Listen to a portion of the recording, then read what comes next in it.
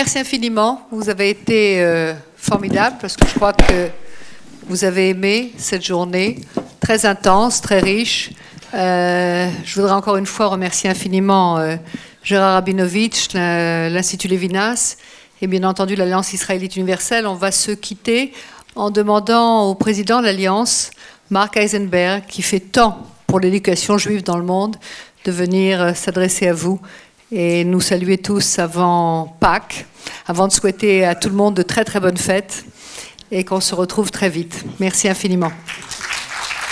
Avec Emmanuel Lévinas, on comprend qu'il faut regarder les autres, tous les autres.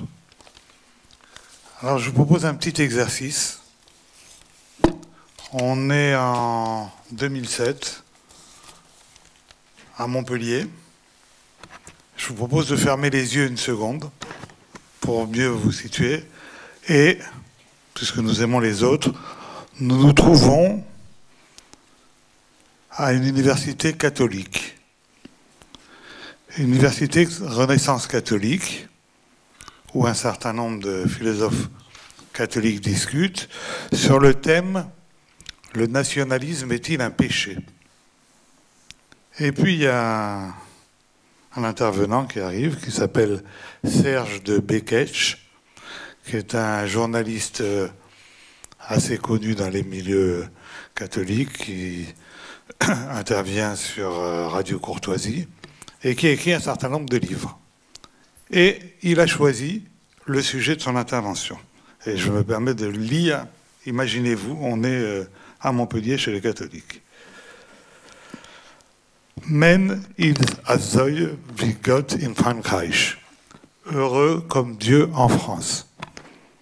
Je sais qu'il n'est pas courant de commencer une conférence de Renaissance catholique par un dicton yiddish. L'inverse non plus, hein, de finir anatomia. Bon. Cela se traduit généralement par « nous sommes heureux comme Dieu en France ». Il y a en réalité une petite nuance, car « azoi » ne signifie pas exactement être heureux. Ce mot yiddish n'a pas vraiment de traduction dans toutes les langues, mais il pourrait se traduire par « génial » ou « c'est super » ou, comme diraient les jeunes, « c'est cool ». On est cool en France. C'est toujours Serge de Beketch qui parle. Nous voyons déjà ici se dessiner quelque chose d'intéressant. C'est que quoi qu'on en pense par ailleurs, nous avons là le premier peuple qui a connu Dieu. On peut supposer qu'il dispose d'informations privilégiées sur ce que Dieu aime ou n'aime pas. On pourrait même dire que ces informations privilégiées ont été reçues et payées au prix fort. Il n'y a donc aucun doute quant au fait que Dieu est heureux en France. Nous pouvons, sur ce point, faire confiance à nos frères aînés dans la foi quand ils le disent. Et après, ce philosophe dit que donc, finalement, l'information est juste, Dieu est heureux en France, donc le nationalisme n'est pas un péché. Pourquoi? Mais ça veut donc dire que Dieu, et il dit de la même façon que Dieu a donné à Juda, au peuple de Juda, un certain nombre de révélations à un certain temps, ensuite il a donné à la France, la fille aînée de l'Église, un certain nombre de responsabilités, mais de choix, mais de vie agréable. Et c'est là que, par exemple, a eu lieu les baptêmes des rois en référence à l'Église catholique, un peu comme on a oint les rois, Samuel a oint le roi Saül, etc. Donc, ils ont raison, il y a des particularités selon les pays, et en France, c'est un pays où Dieu était bien, et donc ce dicton signifie que les Juifs se sentaient bien. Évidemment, aujourd'hui, c'est une question qui nous interpelle beaucoup. Est-ce qu'aujourd'hui, les Juifs sont bien en France? Mon père avait écrit déjà il y a quelques années, la situation des Juifs, finalement, n'est pas aussi mauvaise que l'on dit. Il n'y a que 2 endroits où ils sont en danger, en Israël et en diaspora. On peut dire que ça ne s'est pas beaucoup, ça n'a pas beaucoup changé, ça ne s'est pas beaucoup amélioré. J'ai toujours été frappé quand je venais en Israël. Par exemple, j'étais venu en Israël lorsqu'il y avait Il y a eu la première intifada, il y a eu quelques bombes en France. Quand je suis parti de France, on m'a dit « mais t'es fou d'aller en Israël avec des enfants ». Et quand je suis arrivé en Israël, on m'a dit « mais tu es complètement fou de continuer à vivre en France ». Bon, et ça, c'était il y a déjà 15 ans. Donc évidemment, la situation aujourd'hui est encore plus compliquée. Aujourd'hui, on a entendu des illustrations magnifiques sur un certain nombre de penseurs juifs de langue française. Je ne sais pas s'il y avait le débat ou pour penseurs français de culture juive, je pense que c'était plutôt des penseurs juifs de langue française, et de savoir ce que la culture française finalement leur avait amené. Et pour ceux qui sont nombreux dans la salle comme moi, sont nés en France, on est convaincus que la culture française enrichit la pensée juive. On a parlé des mots, de vocabulaire, et enrichit un certain nombre de pensées des philosophes qu'on a cités. Cela ne signifie pas pour autant que demain, l'avenir des Juifs en France soit merveilleux et peut-être même à moyen terme possible. C'est un peu curieux. Quand on réfléchit,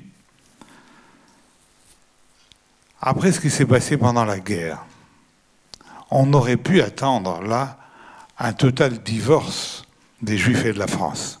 Comment, pendant la guerre, le gouvernement français, légitime de l'époque, a mis en place les lois les plus antisémites possibles, a arrêté des Juifs, les a fait dans ses trains envoyés dans les camps de déportation. Et pourtant, après la guerre, les Juifs sont revenus. On pourrait dire, si j'ai bien compris, l'incidence la plus forte, ça a été la relation d'un certain nombre de Juifs avec leur judaïsme, de leur colère contre Dieu, pour certains d'entre eux, ou la volonté de se cacher. Mais il n'y a pas eu de réaction hyper violente contre la France. En tout cas, elle s'est guérie. Et aujourd'hui, depuis quelques années, il y a eu quoi? Il y a eu, c'est beaucoup trop, 15, 20 morts juifs parce que juifs en France. Et pourtant, on a le sentiment que le lien s'est déchiré. Parce que ça n'est pas seulement la violence qu'il y a aujourd'hui, c'est une évolution de la société française qui nous fait frémir. Alors, encore une fois, c'est des sujets personnels, chacun a son rapport avec la France et avec Israël et peut le ressentir de façon différente, donc mes propos n'engagent que moi. Mais on a l'impression que la France a été abîmée dans ses valeurs. Elle a été abîmée dans ses valeurs. Quand on a parlé de l'émancipation des Juifs de France, émancipation parce que les Juifs ont accepté en France les lois de la République et à la limite même accepté de n'être qu'une religion, ce qu'évidemment nous ne sommes pas.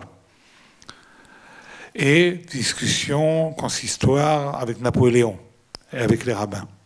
Cette étape-là, malheureusement, n'a pas du tout été faite avec l'islam, qui aurait eu besoin d'avoir ce dialogue où on dit est-ce que vous acceptez telle ou telle règle pour pouvoir faire partie intégrante de la nation française. Moi, je plaide depuis des mois pour qu'on oblige dans les mosquées à réciter une prière qui ressemble à la prière de la République qu'on lit dans les synagogues consistoriales. Il faut l'obtenir. Et donc, quand on sait... Bon, malheureusement, aujourd'hui, c'est soir d'élection.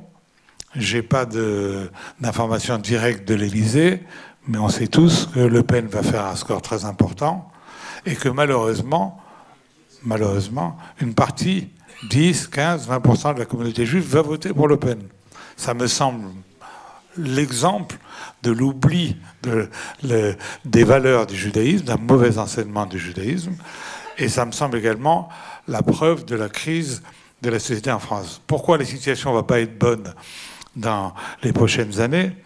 Parce que nous avons le poids démographique de la communauté musulmane qui, à ce jour, ne fait pas elle-même des efforts d'intégration suffisants, et une laïcité en réaction qui n'est pas une vraie laïcité. Vous savez que laïque, à l'origine, c'est pas du tout quelqu'un qui est interreligieux. Le laïque, c'était quelqu'un qui travaillait à l'intérieur de l'Église, mais qui n'était pas prêtre.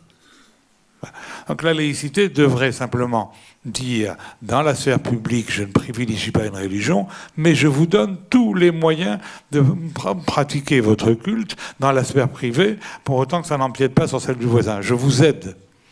Aujourd'hui, on n'en est plus là. Pourquoi? Une des raisons, c'est l'assimilation entre islam et judaïsme. C'est on va pas faire une loi uniquement à l'école contre le voile. Alors ça va être les signes ostentatoires avec la kippa, parce qu'on ne peut pas faire, c'est pas politiquement correct de faire seulement contre l'islam. Il y a des scandales absolus dans la façon d'organiser la nourriture halal. On va vous parler des scandales avec aussi la nourriture cachère. Et le Premier ministre de l'époque, Fillon, qui avait dit 2 fois qu'il fallait interdire la cache-croûte en France. Il y a eu cette loi du Parlement européen sur la Brit Mila, etc., etc. Donc on a un environnement qui est politiquement compliqué, religieusement très difficile, c'est le problème de laïcité, démographiquement dur. Schwer Sie sind Deid. C'est pas facile. Pourtant, évidemment, il faut continuer à se battre. C'est-à-dire, même si la situation n'est pas celle qu'on a connue il y a 20 ans ou il y a 30 ans, où on pouvait ne pas aller à l'école communale le Shabbat sans avoir de problème. Aujourd'hui, il y a des écoles, vous ne voulez pas venir le samedi, on vous met à la porte de l'école. On n'accepte pas, pour une défense d'une laïcité mal comprise. On a aujourd'hui, c'est un atout qu'il ne faut pas oublier, le gouvernement le plus philosémite que nous n'avons jamais connu. Je suis en rapport avec les services du Premier ministre très régulièrement. On n'a jamais connu un gouvernement qui se préoccupe autant de la situation des Juifs. Mais malheureusement, c'est aussi la preuve que le problème de l'antisémitisme n'a jamais été aussi important. Sinon, il n'aurait pas besoin de s'occuper de ça comme il essaye de le faire. Et les gouvernements ne résolvent pas tout. On est bien placé pour le savoir.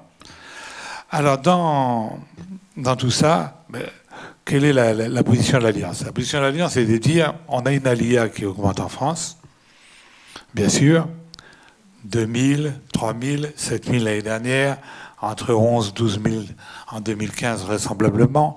On peut avoir 15 ou 20 000 juifs qui partiront chaque année dans les prochaines années.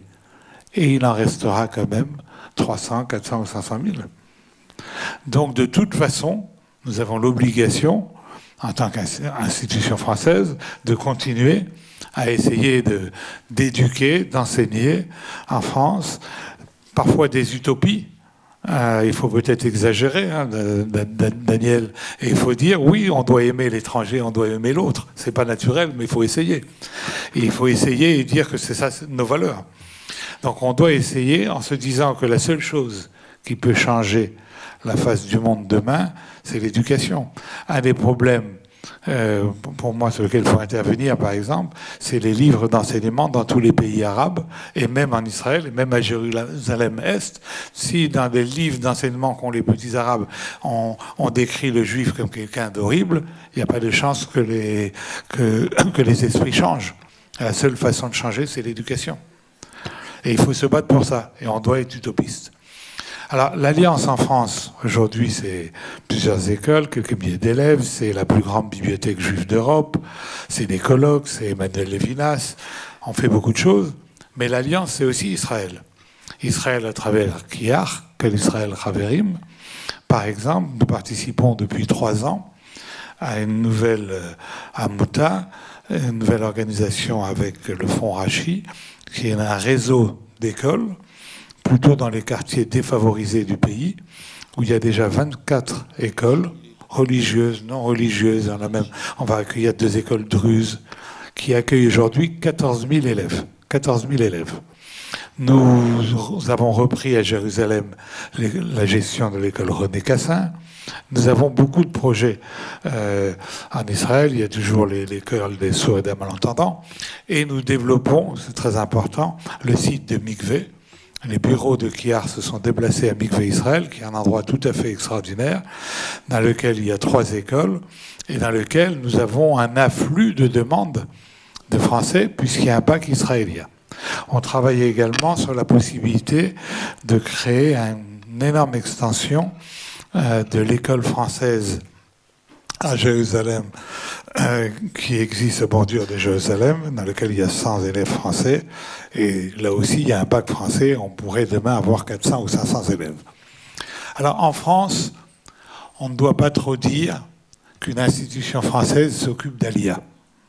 Parce que ça nous met en porte-à-faux avec les autorités du pays qui ont appris quelque chose, c'est qu'un pays où les Juifs s'en vont, c'est pas un pays où il fait bon investir. Bon. Donc, en France, nous défendons le fait qu'il faut améliorer, et on se bat pour, la situation des Juifs de France. On est un peu schizophrène, c'est aussi une des définitions du Juif. Mais en Israël, avec Kiar, on a l'idée suivante. Le problème n'est pas tant le nombre de Juifs qui font leur aliyah, le problème c'est d'aider cette aliyah. Parce qu'aujourd'hui, on est en face d'une aliyah qui parfois est de, guillemets, si je peux me permettre, mauvaise qualité. C'est-à-dire une aliyah qui n'est pas bien préparée par des gens qui ne connaissent pas le pays, ne connaissent pas la langue, ne connaissent pas les systèmes éducatifs, et qui n'ont pas des idées précises de la difficulté matérielle d'être en Israël, qui arrivent par fuite, par crainte, par dépit de France. Et malheureusement, ça donne des situations sociales catastrophiques quand ça n'est pas évidemment des yéridotes. Et donc nous, on s'est fixé comme objectif ces prochains mois d'aider vraiment à professionnaliser cette aliyah, à diminuer le nombre de yéridotes et d'accompagner cette aliyah. Et c'est quelque chose pour lequel un certain nombre d'entre vous peuvent sûrement nous aider. Je vous explique comment on veut démarrer. C'est très simple. Vous avez beaucoup d'institutions qui aident aujourd'hui ou qui veulent aider l'Aliyah. Petites institutions, moyennes institutions, en France comme en Israël, mais qui travaillent dans un désordre, un balagan complet. Et souvent pour des raisons d'ego, on connaît ça dans les institutions juives, avec des dirigeants qui ne se parlent pas trop, qui ne travaillent pas ensemble. C'est un peu vrai en Israël, c'est malheureusement très vrai en France. Nous, on pense qu'il faut considérer le problème de l'Aliyah de manière globale.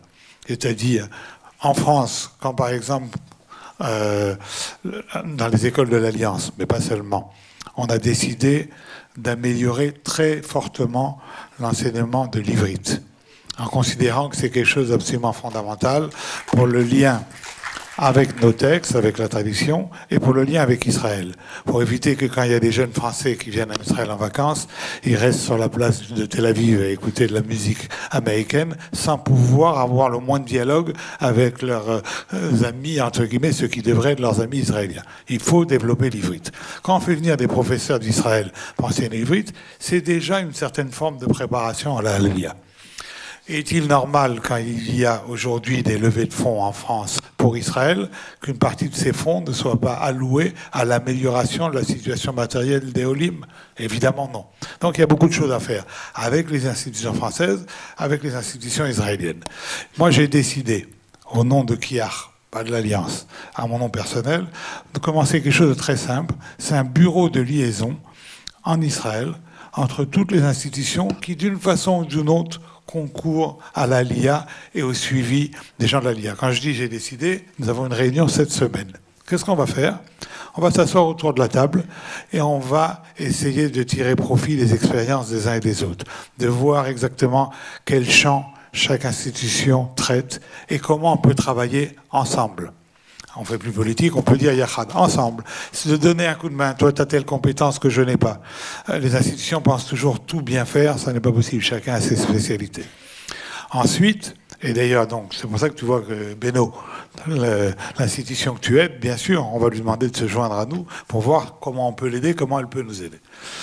Et travailler ensemble, mettre des priorités, essayer d'avoir une voix plus unis auprès de toutes les autorités politiques, qu'il n'y ait pas 50 demandes auprès du bureau de Bibi, du Misra, Baklita, etc. Il y a quelqu'un de très sympathique, de compétent, qui est en charge actuellement de la LIA des Juifs de France et dont le frère est dans la salle, voilà, qui est tout à fait, je nomme Ariel Picard, et qui est évidemment en plein dans cet esprit qu'il faut changer les choses, améliorer, et que si on travaille plus la main dans la main, ça sera mieux. Voilà, donc voilà la position de la LIA pour l'Alliance. Ce qui nous intéresse, c'est d'améliorer la qualité, le suivi. Il faut que les gens qui sont en Israël soient aidés quand ils sont en Israël, les 2 années où ils sont en Israël, parce qu'on sait, c'est pas facile. C'est pas facile, les enfants, c'est pas facile. Alors, une petite anecdote sur le Rashi. Finalement, de tous les penseurs juifs français, Rashi est le plus connu, finalement, plus que Lévinas, etc. Bon. Et c'est un peu l'exemple lorsque nos gouvernements disent les Juifs, vous êtes chez vous en France, vous devez continuer à être chez vous, Rachi, Rachi, Rachi. Le problème, c'est que Sarkozy, qui, comme tout le monde sait, est juif, puisqu'une des définitions dans cette question fondamentale de qui est juif, une des questions, une des réponses les plus jolies, c'est est juif quelqu'un dont le petit-fils est juif. Bon, il se trouve que Sarkozy, il a 2 petits-enfants qui ont fait leur brit mila, dont la maman d'Arty est juive depuis des générations, etc. Donc on peut dire d'une certaine façon il est juif. Donc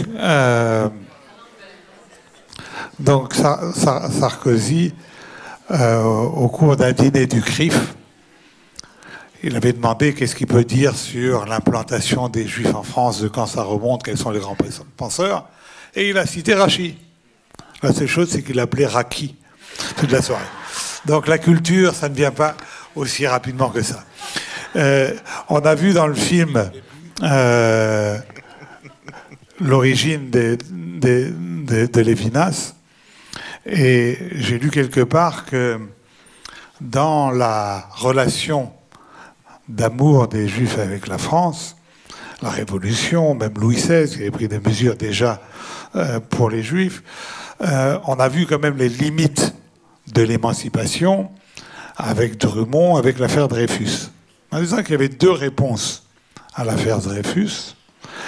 Une réponse qui était celle de Herzl. Comment, dans ce pays des droits de l'homme, on peut arriver à cette dégradation de capitaine Dreyfus? Ça prouve qu'il n'y a pas de solution d'émancipation individuelle, que la seule solution, c'est collective et c'est Israël. Et puis, il y avait l'autre réponse, et il paraît que le père d'Emmanuel Lévinas fait partie de cette autre réponse. Il a dit du fin fond de sa Lituanie, un pays dans lequel on se déchire autant pour un petit capitaine juif, ça vaut la peine d'y aller. Alors, je ne sais pas si ça vaut encore la peine d'y aller. Nous allons rester schizophrènes beaucoup, l'alliance entre la France et Israël, nos 2 amours. Merci.